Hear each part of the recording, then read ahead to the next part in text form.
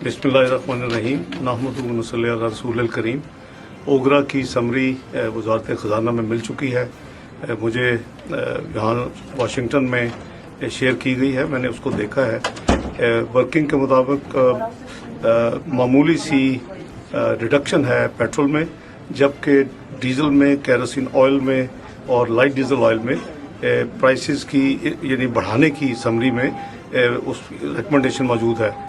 तो मैंने उसको जनाब वज़ीर आज़म शहबाज शरीफ साहब से भी डिस्कस किया है और उनकी इजाज़त और मशवरे के बाद ये फ़ैसला किया गया है कि हम ये जो कीमतें हैं चारों प्रोडक्ट्स की इसमें कोई तब्दीली नहीं करेंगे और ये 31 अक्टूबर 2022 तक यही कीमतें जारी उसारी रहेंगी और कोई पेट्रोलियम मसनूआत की कीमत में ना इजाफा किया जाएगा, ना ही वो जो मामूली सी जो है कमी है उसको पास किया जाएगा। तो आज चूँकि वाशिंगटन में है और आज रात 12 बजे से कीमतों का तयन होना है, तो मैं आप सबको ये इतला कर रहा हूँ कि कीमतें पेट्रोलियम प्रोडक्ट्स की चारों की, petrol, diesel, kerosene oil and light diesel oil, वो उसमें कोई तब्दीली नहीं होगी और 31 अक्टूबर तक जो मौजूदा कीमतें हैं वो जारी रहेंगी। बहुत शुक्रिया। मैं फिर से रिएटरेट करना चाहूँगा कि पाकिस्तान में मैंने वज़ीर आज़म से मुशावरत करके हमने अब तलब तो किया है, इनका जो सफ़ीर है तो उनको मौका तो दिया जाए कि वो अपना सफाई पेश करे या एक्सप्लेनेशन दे कि असल में इनका मौक़िफ़ क्या है। दूसरा, अगर वाकई ही ये सबसे अहम प्रायोरिटी होता अमेरिका का तो मुमकिन ये बात होता कि जब वज़ीर ख़ारजा पाकिस्तान और वज़ीर ख़ारजा अमेरिका बायलैटरल इंगेजमेंट में मसरूफ़ होते तो वहाँ इस तरीके से उठाया जाता जहाँ जबकि नहीं उठाया गया। और तीसरा, हम इन सवाल के जवाब देने से डरते तो नहीं हैं। पाकिस्तान IAEA के सारे जो स्टैंडर्ड्स हैं उसके मुताबिक पूरा उतर आते हैं। मज़ीद इंगेजमेंट्स करेंगे। अगर उन इंगेजमेंट्स में हमसे सवाल किया गया तो हम पूरा कॉन्फिडेंस के साथ यकीन कह सकते हैं कि हम पाकिस्तान के जो पोजीशन है इसका दिफा कर सकते हैं और कोई वजह नहीं है कि हम ये किसी कंस्पिरेसी थ्योरी से डरें। पाकिस्तान एक रिस्पॉन्सिबल मुल्क है। हमारा कमांड एंड कंट्रोल का जो सिलसिला है, जो निज़ाम है, वो सारे इंटरनेशनल स्टैंडर्ड्स के मुताबिक, IAEA के मुताबिक उतर आते हैं। और हाल ही में हमारा हमसाया मुल्क ने गलती से एक मिसाइल फायर किया, एक दूसरा न्यूक्लियर पावर में, और जब तक हमने उनको इत्तला की, हमने उनको फॉर्म किया, हमने उनको होना ये चाहिए था कि उनको कहना चाहिए था अरे हमसे गलती हुआ, ये फायरिंग हुआ, ये बहुत बड़ा इंसिडेंट है। इस किस्म का आप मुझे बताएं पाकिस्तान ने कभी ऐसे खुदा न खास्ता कोई वाक़या किया? उन्हें बिल्कुल नहीं। तो हक़ाइक़ पे, फैक्ट्स के बिना पे अगर सवाल बनते हैं तो उस मुल्क से बनते हैं।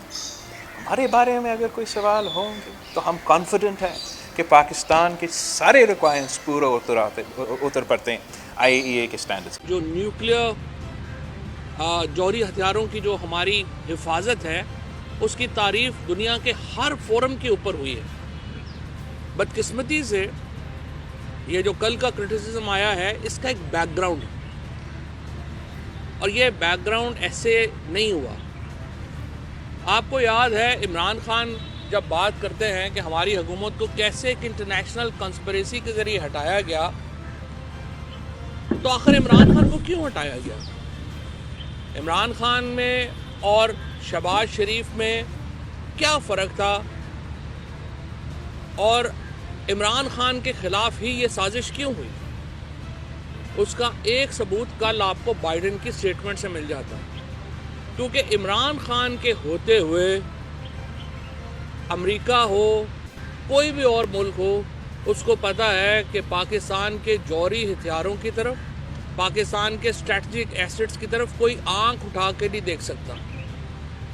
जबकि इन तमाम लोगों के मुफादात इतने ज़्यादा जुड़े हुए हैं कि इनको ब्लैकमेल करना आसान है, इनसे काम लेना आसान है। और आपने देखा कि गुज़श्ता जब से ये स्टेटमेंट आया है, अगर आप बयानात उठा के देखें तो आपको सवाए PTI के लोगों के कोई नज़र ही नहीं आ रहा कि जो इसको कन्फ्रंट करे।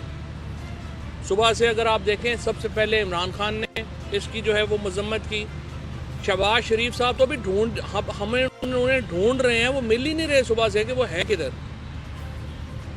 اس کے بعد ڈاکٹر شیریں مزاری نے, اس کے بعد میں نے, اس کے بعد حماد اظہر صاحب نے, اس کے بعد اسد عمر صاحب نے, اس کے بعد پی ٹی آئی کی جو باقی ساری لیڈرشپ ہے, صرف اگر کوئی کنڈیمنیشن آئی ہے, مذمت آئی ہے اس بیان کی, تو صرف پی ٹی آئی کے لوگوں کی طرف سے آئی ہے, باقیوں کی طرف سے تو اس کی کنڈیمنیشن تک جو ہے وہ پراپرلی نہیں آئی.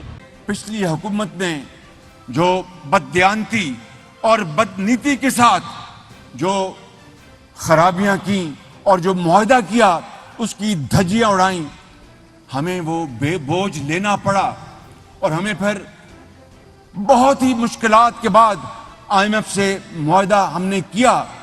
لیکن یقین کریں جب 15 دن گزرتے ہیں, کیونکہ تیل اور اس کی پیٹرول کی قیمت ہر 15 دن تبدیل ہوتی ہے, تو 15 دن جب ہونے لگتے ہیں تو کم سے کم 2 راتیں مجھے نیند نہیں آتی کہ اگر ڈالر بڑھ گیا باہر اور تیل کی قیمتیں اور بڑھ گئیں, جو عالمی جو کشیدگی ہے, جو عالمی مہنگائی کا یہ دور ہے, تو پھر کیا بنے گا.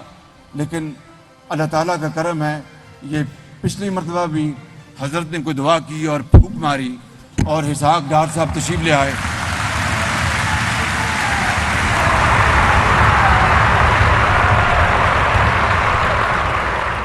ذرا ملاحظہ کیجئے گا, میں نے کی بات کی ہے, جادو ٹونے کی بات نہیں کی میں نے.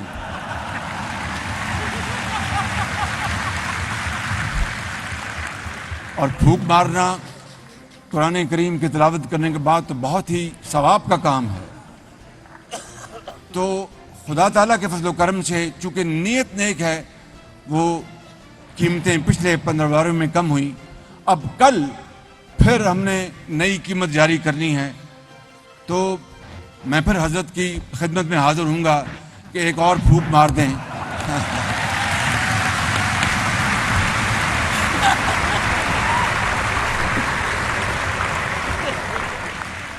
ویسے اگر حضرت ایک خاص طرف اپنا چہرہ مبارک کر کے رخ کر کے پھونک مار دیں تو معاملہ سارا حل ہو جائے گا بالکل.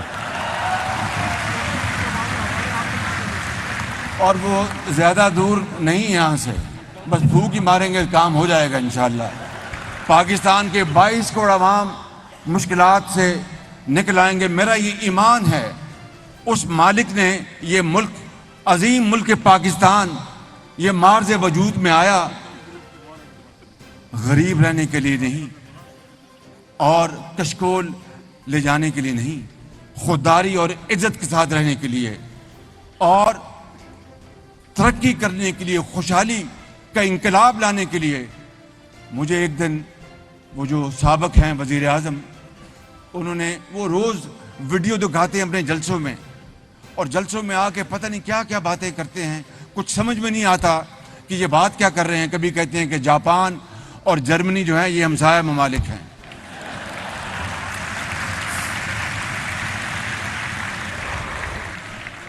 اور کبھی کہتے ہیں اور کبھی کہتے ہیں نہیں, اور کبھی نہیں, اور کبھی نہ بھائی نہیں, اور کبھی کہتے ہیں کہ مجھے پورا اختیار ہے, میں فیصلے سب میں خود کرتا ہوں, اور مجھے جنرل باجوہ اور فوج کی پوری مجھے حمایت ہے, اور میں دبا کے فیصلے کرتا ہوں, مجھے کوئی رکاوٹ نہیں.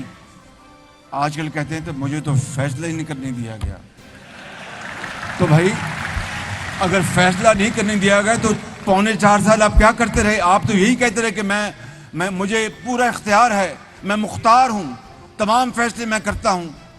میں آپ عالم دین ہیں, بہت اللہ تعالیٰ سے آپ سب لوگ ڈرنے والے ہیں. صبح قرآن کریم کی تلاوت کرتے ہیں, فجر کی نماز کے وقت آپ سجدہ ریز ہوتے ہیں. ہم سب, میں آپ کو گواہ بنا کر کہنا چاہتا ہوں بلا خوف تردید کہ ایسا جھوٹا شخص خدا کی قسم میں نے اپنی زندگی میں نہیں دیکھا. بالکل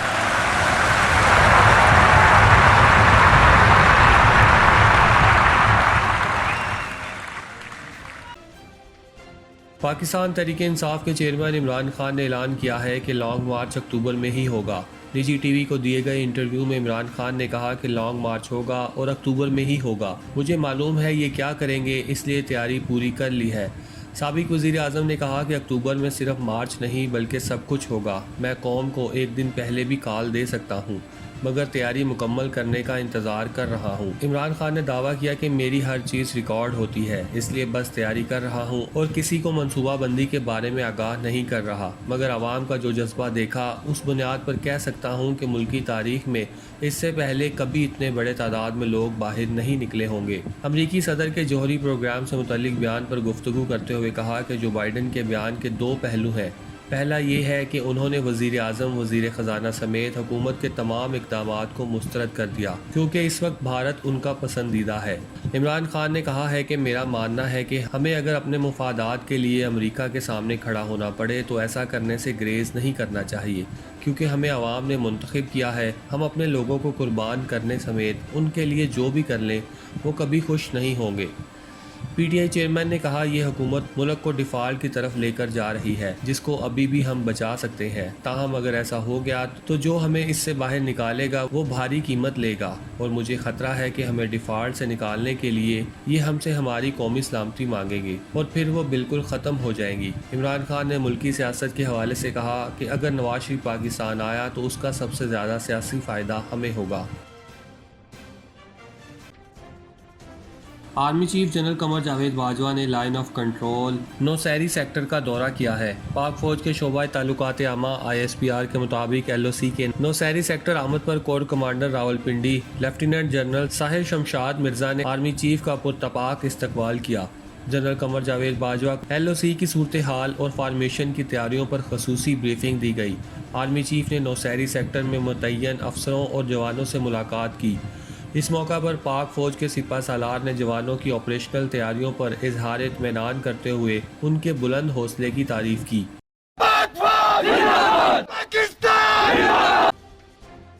ایئر کوالٹی انڈیکس کے مطابق دنیا کے آلودہ ترین شہروں میں لاہور کا پہلا اور کراچی کا چوتھا نمبر رہا ہے۔ انڈیکس کے مطابق آلودہ شہروں کی فہرست میں لاہور 210 پارٹیکولیٹ میٹرز کے ساتھ پہلے نمبر پر رہا۔ کراچی کی فضاؤں میں آلودہ ذرات کی مقدار 168 پارٹیکولیٹ میٹرز ریکارڈ ہوئی۔ بیجنگ 186 پارٹیکولیٹ میٹرز کے ساتھ آلودہ شہروں میں دوسرے نمبر پر، جبکہ بھارت 181 پارٹیکولیٹ میٹرز کے ساتھ آلودہ شہروں کی فہرست میں تیسرے نمبر پر ریکارڈ ہوا۔ انڈیکس کے مطابق شمالی مغربی بلوچستان کی ریگستانی ہواؤں کے اثرات کراچی پر برقرار ہیں، جس کے سبب کراچی کی فضائیں مضر صحت رہیں اور دنیا کے آلودہ شہروں کی فہرست میں چوتھے نمبر پر رہا۔ شہر کی فضاؤں میں آلودہ ذرات کی مقدار 168 پارٹیکولیٹ میٹرز ریکارڈ ہوئے۔ درجہ بندی کے مطابق 151 سے 200 درجے تک آلودگی مضر صحت، 201 سے 300 درجے تک آلودگی انتہائی مضر صحت، 301 سے زائد درجہ خطرناک آلودگی کو ظاہر کرتا ہے۔ سعودی عرب نے یوکرین کو $400 ملین کی انسانی امداد فراہم کرنے کا اعلان کر دیا۔ سعودی ولی عہد محمد بن سلمان کا یوکرینی صدر زیلنسکی سے ٹیلی فونک رابطہ ہوا، جس میں انہوں نے یوکرینی صدر کو ثالثی کی کوششوں کو جاری رکھنے کا یقین دلایا۔ اس موقع پر سعودی ولی نے یوکرین کو $400 ملین کی انسانی امداد فراہم کرنے کا اعلان بھی کیا۔ سعودی ولی عہد کا کہنا تھا کہ کشیدگی میں کمی کرنے کے لیے ہر ممکن تعاون کریں گے۔ یوکرینی صدر نے حمایت پر سعودی ولی عہد کا شکریہ ادا کیا اور محمد بن سلمان کو گزشتہ ماہ مملکت کا وزیر اعظم نامزد کیے جانے پر مبارکباد دی۔ زیلنسکی نے سعودی عرب کی جانب سے یوکرینی علاقوں کو روس میں ضم کرنے کی مذمت اور اقوام متحدہ کی جنرل اسمبلی میں روس کے خلاف ووٹ دینے پر ان کا شکریہ ادا کیا۔ جب چاہیں جو چاہیں کھانا ہمیشہ لاہوری چلی سے کھائیں۔ لاہوری چلی میرا ریسٹورنٹ۔ میرا بھی تو ہے، میرا بھی تو ہے، میرا بھی تو ہے، میرا بھی تو ہے، میرا بھی تو ہے، میرا بھی تو ہے، میرا بھی تو ہے۔ ہم سب کا ریسٹورنٹ۔ لذیذ، تازہ، صحت بخش کھانوں کی وسیع ورائٹی، لاہوری چلی restaurant and sweets, 1026 Coney Island Avenue, Brooklyn, New York 11230۔ Manager Amanullah Farooqui 718 8591400।